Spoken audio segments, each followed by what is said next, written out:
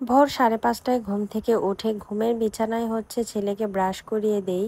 এরপর ছেলেকে রেডি করে ছেলেকে নিয়ে মসজিদের উদ্দেশ্যে রওনা হই। ছেলেকে মসজিদে পাঠিয়ে তারপর বাসায় আসি। আজকের ভিডিওতে দেখানোর চেষ্টা করব সকাল থেকে আমি কি কি কাজ করি আর একটা গ্রামের বউয়ের কি কি কাজ করতে হয়। এর মধ্যে আজকে ছেলেকে টাইফয়েড ভ্যাকসিন দিবে। সকালবেলা ঘুম থেকে উঠেই ঘরটাকে ঝাড়ু দিই, এটাই আমার প্রথম কাজ। আর এই যে আমার চালের উপরে একটা বড়ই গাছ আছে, সারাদিন ফুল পড়ে। এইদিকে আম্মা প্রেসার কুকারে আমাকে ডাল সিদ্ধ করতে বললো, তো আমি ডালটা সিদ্ধ বসিয়েছি। শাশুড়ির ঘরটা এবার সুন্দর করে পরিষ্কার করে গুছিয়ে দিলাম। 7:10-এ আমার ছেলে চলে আসে মসজিদ থেকে। এর মধ্যে তার বায়না শুরু হয়ে যায়। ছেলের টুপি রেহাল সবকিছু রেখে দিলাম, রেখে কিছু একটা খাইয়ে তারপর প্রাইভেট পড়তে দিয়ে আসি। যে দেখেন আমার সাথে রাগারাগি করতেছে, এটা তার প্রতিদিনের বাহানা। ডাল রান্নায় আম্মা জলপাই দিবে। এই জলপাইগুলো আমার বাবার বাসা থেকে আনছিলাম। এক চুলাতে বট বসাইছে, আরেক চুলার মধ্যে ডাল। এদিকে আমি আমার ঘরের সম্পূর্ণ কাজ শেষ করে ঘরের ওটা মুছে নিলাম। এবার দেখেন উঠানের অবস্থাটা কি, বড়ই ফুল পড়ে।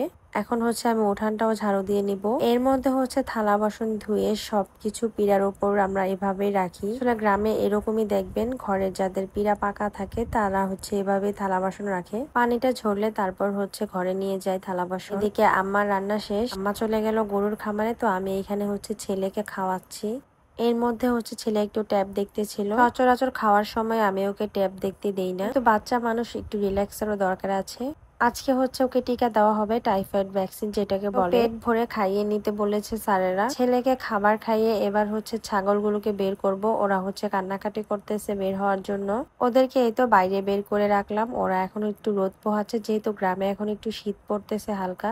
এবার আমি হাঁস মুরগির ঘরটা খুলবো। এগুলা কিন্তু আমার রেগুলার বেসিক কাজ সকালে। তবে কোনো কোনো দিন আমার শাশুড়িও হাঁস মুরগি গুলা ছাড়ে। আমরা দুইজন মিলেমিশে কাজগুলা করি। ঘুম থেকে উঠেই দুইজন দুই দিকে চলে যাই। শাশুড়ি চলে যায় রান্নাঘরে, আর আমি দুইটা ঘরের সম্পূর্ণ কাজ করি। ঘর গোছানো হতে ঘর পরিষ্কার সবকিছু। রান্নার কাজও এগিয়ে দেই একটু। আজকে হাঁসে মাত্র একটা ডিম পেরেছে। আমাদের কিন্তু ডিম খুব কম কিনে খেতে হয়। একটা মুরগি উমে বসছে। এখন আমি হাঁসের খাবার দেবো। গতকালকে যে ভাতগুলো ছিল সেই ভাতের সাথে কিছু ভুসি কিছু কুড়া নিয়ে নিলাম। আর এই খাবারগুলো গরুকে খাওয়ায়, যেহেতু বাসায় গরুর খামার আছে। গরুর খাবার থেকে হাঁস মুরগির খাবার হয়ে যায়, তো এইখানে ওরা খাবারগুলা খাচ্ছে খুব সুন্দর করে। দেখেন বাসায় হাঁস মুরগি পালার এইটাই সুবিধা, ডিম কিনে খেতে হয় না, যখন মনে চায় জবাই করেও খাওয়া যায়। ছেলেকে রেডি করে ফেলছি ঘরে এসে। এখন বাজে 9:20। তো আজকে ছেলের বাবাকে পাঠাবো না, আমি নিয়ে যাচ্ছি ছেলেকে স্কুলে। প্রতিদিন ওর বাবা দিয়ে আসে আর আমি গিয়ে নিয়ে আসি 11টায়। তো টিকা দিবে, তাই আজকে ছেলের সাথে আমিই যাচ্ছি।